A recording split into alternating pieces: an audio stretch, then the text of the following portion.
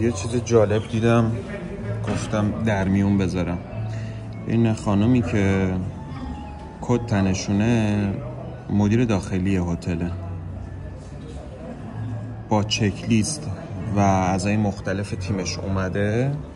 حدود 1 ساعته که کل هتل رو، بخشای مختلفش رو دارن با چک لیست کنترل میکنن، از نمای ساختمون، نظافت داخل، نظافت پرسنل، محوطه داخلی هتل، تمام جزئیات رو با دقت داره نگاه میکنه. میبینی؟ ببین چقدر با جزئیات همه چیز رو داره نگاه میکنه. همشون هم چک لیست رو دارن، هر کدومشون KPI مخصوص خودشون رو دارن، دونه به دونه دارن نظارت میکنن.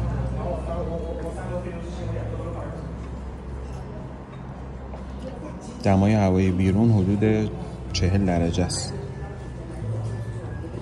ببینید تمام جزئیات رو داره بررسی میکنه باهاشون.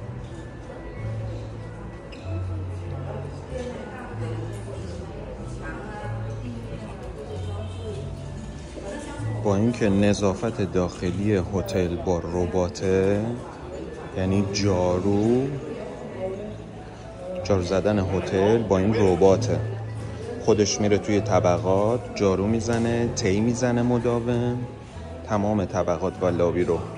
حتی از اینم ایراد گرفت، هر 1 ساعت خارج میشه، خودش میاد توی لابی رو تی جارو میزنه، منتظر میمونه اینجا در با آسانسور باز بشه، میره توی طبقات جارو میزنه. خیلی جالبه که از اینم ایراد گرفت. گفت که تایمش رو باید کوتاه‌تر بکنی، زمانش باید کوتاه‌تر باشه. با اینکه ببینید هیچ لکی نیستا، میبینید چقدر تمیزه.